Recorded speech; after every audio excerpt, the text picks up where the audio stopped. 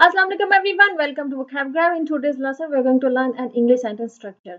जो हम उर्दू में इस तरह के जुमले बोलते हैं ना कि जहाँ तक इसकी बात है तो तुम्हें ऐसा करने की ज़रूरत नहीं, या रही बात इसकी तो तुम्हें ऐसा करने की ज़रूरत नहीं है। जैसे हम इस तरह का जुमला बोलते हैं ना कि जहाँ तक मेरी बात है तो तुम्हें परेशान होने की ज़रूरत नहीं, या रही बात मेरी तो तुम्हें परेशान होने की ज़रूरत नहीं।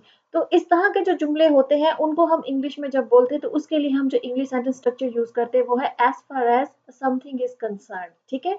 कि जहाँ तक मेरी बात है या जहाँ तक इस चीज़ की बात है या रही बात इस चीज़ की, तो उसके लिए हम ये इंग्लिश सेंटेंस स्ट्रक्चर बोलते हैं as far as something is concerned. अब इसके कुछ एग्जांपल सेंटेंसेस देखते हैं ताकि आपको समझ में आए कि इसको बोलना कैसे है, ठीक है?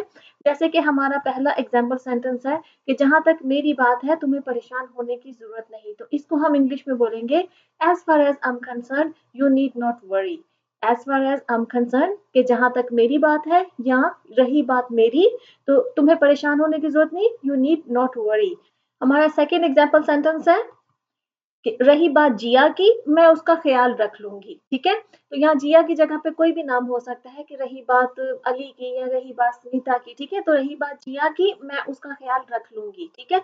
तो उसको आप इंग्लिश में बोलेंगे as far as Jiya is concern I take care of her. As far as Jiya is concern I take care of her, कि मैं उसका ख्याल रख लूंगी। हमारा अगला सेंटेंस है जहां तक इकोनॉमी की बात है किसी अच्छी बात की उम्मीद ना रखना। इसको हम इंग्लिश में बोलेंगे as far as the economy is concern don't expect any good, कि किसी भी अच्छे चीज की उम्मीद मत रखना, don't expect anything good.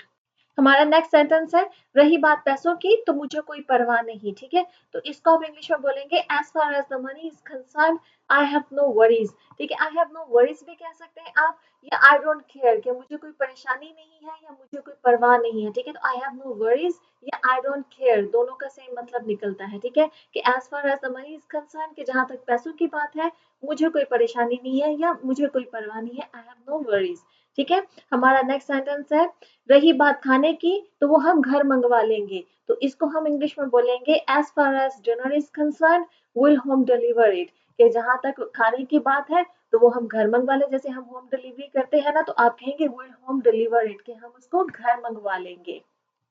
Okay friends, हमारा लेसन यहाँ पे खत्म होता है। आई होप कि ये लेसन आपके लिए यूजफुल था। आप मुझे जरूर बताइएगा। See you next lesson. अल्लाह हाफिज।